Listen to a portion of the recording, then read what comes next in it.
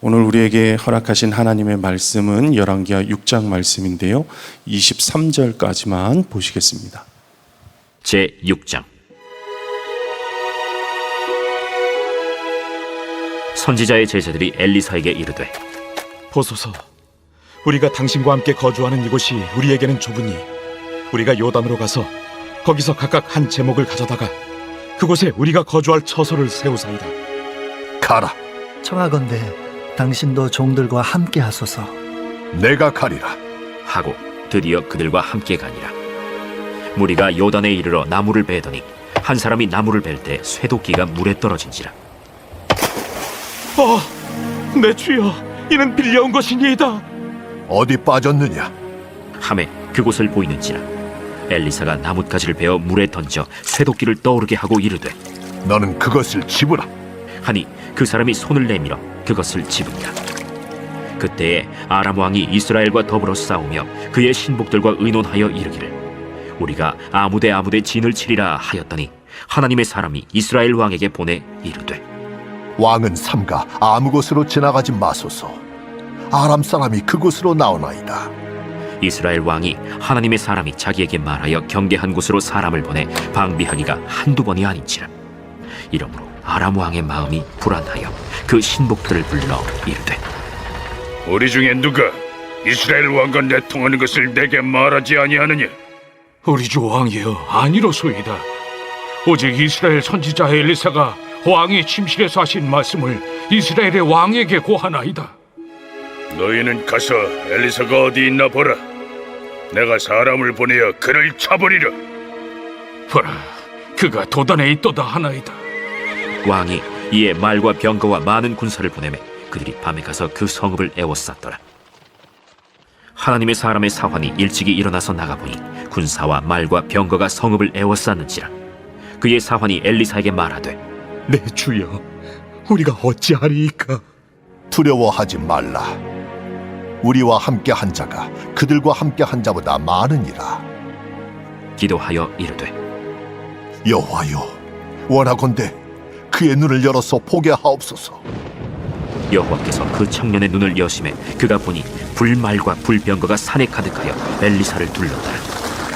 아람 사람이 엘리사에게 내려오매 엘리사가 여호와께 기도하여 이르되, 원하건대 저 무리의 눈을 어둡게 하옵소서. 하매 엘리사의 말대로 그들의 눈을 어둡게 하신지라. 엘리사가 그들에게 이르되, 이는 그 길이 아니요 이는 그 성읍도 아니니 나를 따라오라. 내가 너희를 인도하여 너희가 찾는 사람에게로 나아가리라. 하고 그들을 인도하여 사마리아에 이르니라. 사마리아에 들어갈 때 엘리사가 이르되, 여호와여, 이 무리의 눈을 열어서 보게 하옵소서. 여호와께서 그들의 눈을 여심해 그들이 보니 자기들이 사마리아 가운데에 있더라. 이스라엘 왕이 그들을 보고 엘리사에게 이르되, 내 아버지여, 내가 치리까? 내가 치리까? 치지 마소서. 칼과 활로 사로잡은 자인들 어찌 치리이까? 떡과 물을 그들 앞에 두어 먹고 마시게 하고 그들의 주인에게로 돌려보내소서. 왕이 위하여 음식을 많이 베풀고 그들이 먹고 마심에 놓아보내니 그들이 그들의 주인에게로 돌아가니라. 이로부터 아람 군사의 부대가 다시는 이스라엘 땅에 들어오지 못하니라. 아멘. 하나님의 말씀입니다. 국가가 내외로 불안하고 혼란합니다. 우리 이스라엘과 아람의 긴장 상태는 계속해서 유지되고, 또 하나님의 말씀을 순종해야 하는 왕은 하나님의 말씀을 들을 생각을 안 하고, 그 밑에 있는 장관들도 모두 다 그 왕을 따라서, 그리고 백성들도 그 왕을 따라서 다 죽게 된 아주 위기의 순간입니다. 그러나 이런 순간에도 하나님의 말씀의 공의는 계속해서 흘러갑니다. 그리고 하나님의 은혜의 강물은 멈추지 않습니다. 어제 말씀을 통하여서 나아만은 그 은혜의 강으로, 그 말씀의 공의 앞으로 그렇게 나아가 치유함을 받았다면, 오늘은 그 은혜의 강물, 요단 강물에 가라앉은 도끼를 건져내는 이야기로 오늘 말씀이 시작을 합니다. 참 동화 같은 이야기입니다. 이 도끼가 네 도끼냐, 이 도끼가 네 도끼냐 했던 그 이야기하고 좀 비슷한 이야기입니다. 하나님은 사람도, 생명이 있는 사람도 고치실 뿐만 아니라 생명이 없는 사물도 물건도 다스리시는 왕이십니다.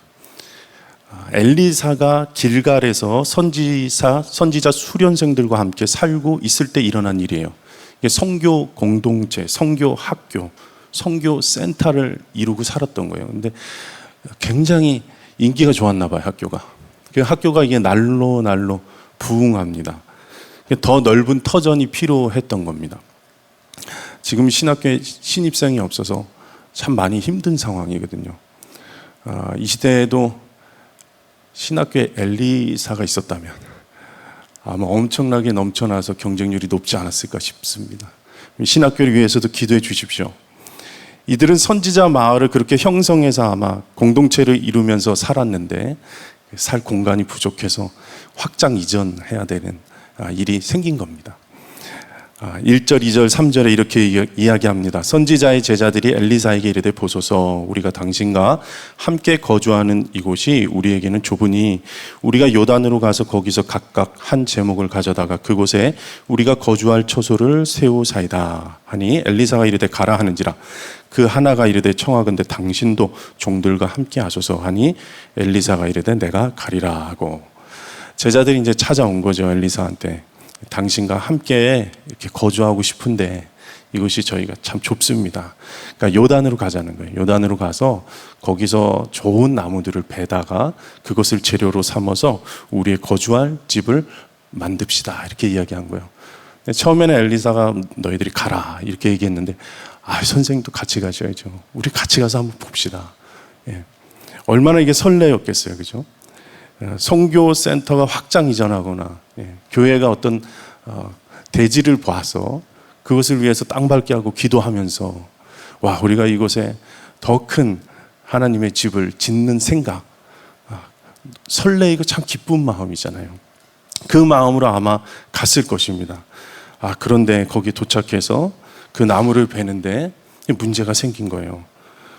한 사람이 나무를 베다가 자기가 준비해 온 쇠 도끼를 물에 빠뜨립니다. 4절 5절에 이렇게 이야기해요. 드디어 그들과 함께 가니라 무리가 요단에 이르러 나무를 베더니 한 사람이 나무를 벨 때에 쇠 도끼가 물에 떨어진지라 이에 외쳐 이르되 내 주여 이는 빌려온 것이니이다 하니 나무를 베다가 쇠 도끼가 물에 빠져요. 그 당시에 쇠로 만든 도구는 굉장히 귀한 것이었습니다. 게다가 빌려왔다는 거예요. 그러니까 이 신학생이 너무너무 당황스러운 지금 순간을 맞이한 겁니다. 그가 한탄을 해요. 예. 이게 무슨 일이냐고요? 예. 선교센터 확장하고 설레이는 마음으로 왔는데, 그래서 자기가 그거 너무너무 기뻐가지고, 그렇죠? 아는 사람한테 가서 그 쇠도끼 좀 빌려달라고 얼마나 간청했겠어요. 선생님, 제가 큰일 났다는 거예요. 이거 그 사람 그렇게 안 빌려주려고 했는데, 이거 귀한 거라고. 절대로 잊어버려서는 안 된다고. 조심히 사용하라고. 그런 걸 애원하고 부탁해가지고 빌려온 아주 좋은 도구. 그 도구를 잊어버렸으니, 얼마나 당황했겠어요. 지금이나 이때나 신학생들 가난하죠. 자기가 그것을 어떻게 갚을 수 있겠어요? 저희가 엊그제 말씀 나눌 때 그 신학생이 죽어서 과부가 된, 그래서 빚을 져서 정말 죽고자 했던 마음의 여인을 보았잖아요.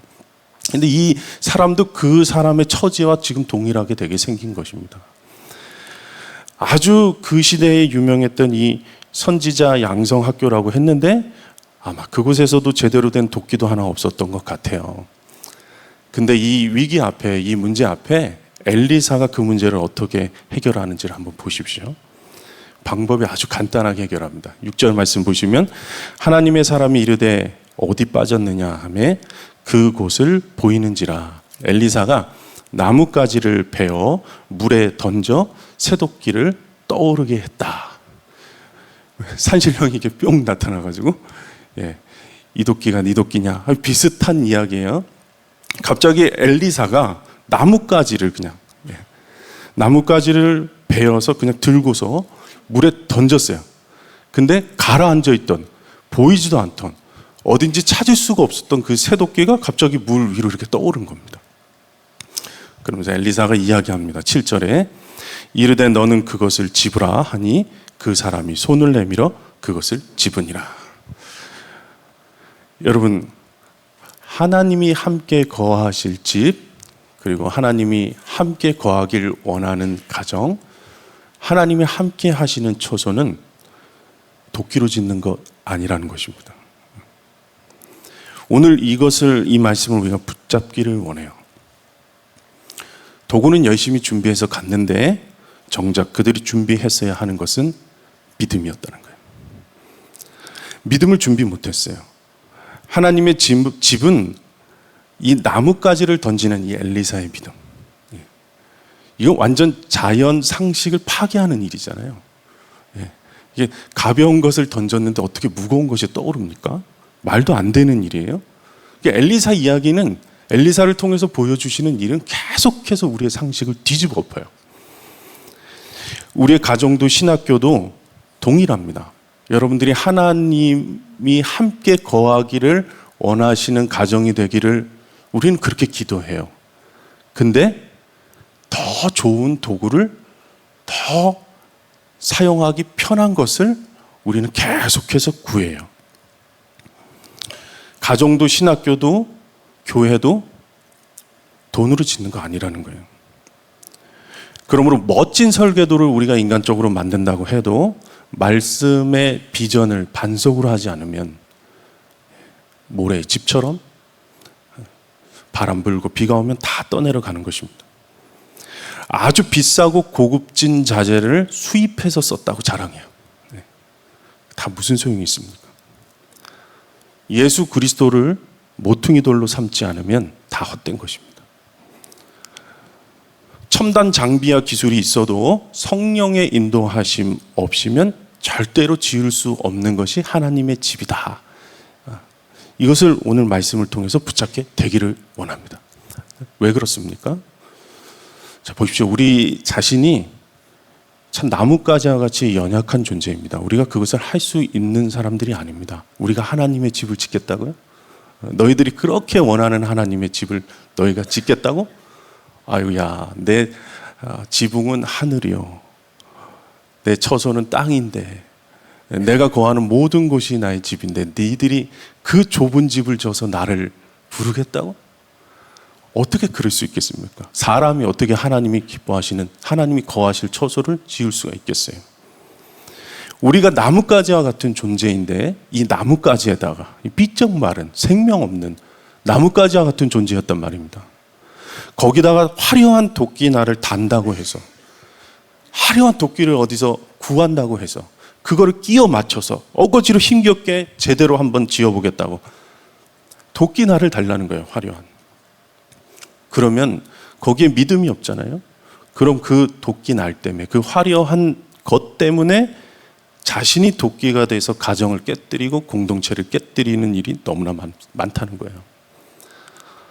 돈 좀 가졌다고, 내가 기술 좀 가졌다고, 명예 좀 가졌다고, 가슴에 반짝이는 배지 달았다고 사람을 함부로 대하고 말하고 판단하고 무시하는 겁니다.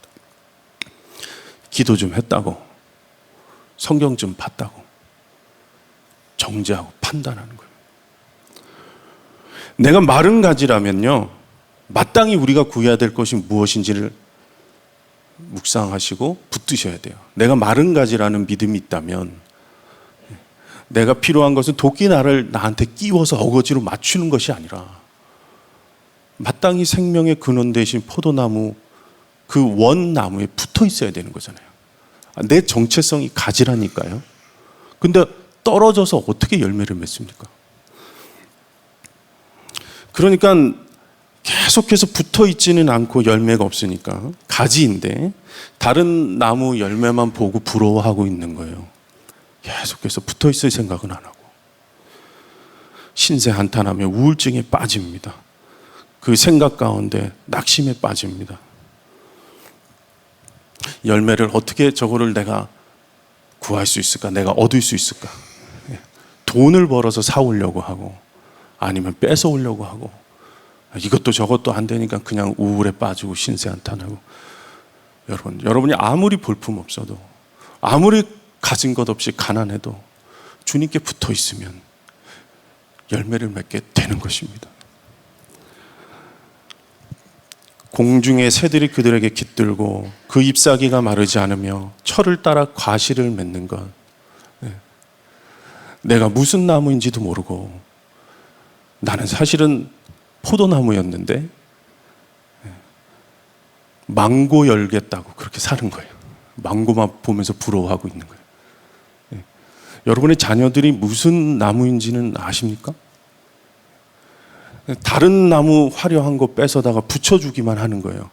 자녀들이 주님께 붙어 있으면 그 주님으로 인하여서 자기가 무슨 나무인지를, 자기 정체성이 무엇인지, 내가 이 땅 가운데 왜 있는 것인지, 내가 무엇을 위해서 살아야 하는지 예수님께 붙어 있어야 그때 깨닫게 되는 것입니다. 한철 열매만 맺어도 은혜인데 여러분, 봄, 여름, 가을, 겨울에 맞는 합당한 열매를 맺는 나무, 오늘 놀라운 복인 거죠. 마른 가지는 포도나무에 붙어 있어야 하는 것이 도끼날이 필요한 것이 아닙니다. 내가 너 안에, 너가 내 안에 있으면 많은 열매를 맺나니 너희가 나를 떠나서는 아무것도 할 수 없다. 밖에 버려진 가지 주워다가 어휴 수고했구나, 너 조금 쉬다가부터 너무 수고했어 이러지 않습니다. 마지막 때에 주인이 오는 그때에 그 가지들 다 버려져 있는 거 주워다가 불 쏘시개로 한다 그랬어요. 마른 가지가 불 심판을 피할 수 있는 유일한 방법, 생명이신 그리스도께 떨어지지 마십시오. 붙어 계십시오. 그런데 여러분, 사실은 집을 지으려면 도끼도 필요하죠. 우리가 그 가지고 믿음이 있어야 하는 것은 맞는데 도끼도 필요합니다. 설계도도 필요하고요. 좋은 재료를 이왕이면 쓰는 것이 좋죠. 근데 우리가 잊지 말아야 할 믿음이 하나 있습니다. 하나님이 함께 하시는 집을 짓기 원하신다면 하나님께서 허락하신 모든 것, 돈도 그렇고요, 내 생명도 그렇고요, 내 자녀도 그렇고요, 직분도 그렇고요, 하나님께서 나에게 허락하신 달란트도 마찬가지입니다. 그 모든 것은 잠시 빌려왔다라는 믿음을 잊어서는 안 돼요. 빌려온 것입니다. 이 땅에서 하나님의 나라를 이루라고 하나님께서 잠깐 빌려주신 거예요. 내 것처럼 썼다가는 도둑놈 되는 것입니다. 주님께서 잠시 빌려준 재능, 여러분 마음대로 쓰지 마시고 하나님의 나라를 위해서 쓰게 되기를 축복합니다. 자녀도 그렇고요, 지금 내가 살고 있는 이 호흡도 생명도 주님이 잠시 빌려준 것뿐입니다. 내 것처럼 하지 말아야 된다는 거예요. 열심히 키워보자고 하다가 절망의 강에 빠져버린 것 같은 내 자녀가 혹시 있으십니까? 열심히 살아보다가 직장 다 잃어버리고 절망의 강 앞에 가서 정말 죽고 싶다라고 생각하신 적, 그런 분들 혹시 없으십니까? 그래도 열심히 내가 신앙생활 했는데 육신의 질병으로 인해서 완전히 낙담에 빠져버리고 생각과 마음이 낙심 가운데 어디 있는지 찾을 수 없는 소망, 보이지 않는 소망. 아, 주님, 이것이 어찌 된 일입니까? 하고 자신을 한탄하면서 그 절망의 강 앞에서 울고 있지만 마시고 나뭇가지를 베어서 믿음을 그 강가로 던지시기를 바랍니다. 어디로 빠져 있는지 찾지도 못하고 있었던 그 절망 앞에서 믿음을 사용할 때 하나님이 나를 사랑하시고 나를 위해서 십자가 지셨지 않냐, 나를 절대로 포기하지 않으신다, 어떠한 경우에서도 나를 그와 같이 버려두지 않고 함께 하신다고 약속하지 않았냐, 말씀을 듣고 그 약속을 믿음으로 붙들 때에 그 절망에서 죽어있던 영혼들이 다시 떠오르기 시작할 것입니다. 보이지 않던 소망들이 다시 보이기 시작할 것입니다. 오 주여, 내가 죽게 되었습니다. 기도하는 이 자리에서 주님 앞에 나아갈 때 주님께서 미세하지만 응답하실 겁니다. 그리고 다시 소망을 보게 하실 것입니다. 엘리사가 말하는 거예요. 너는 그것을 집으라. 그것을 집으라.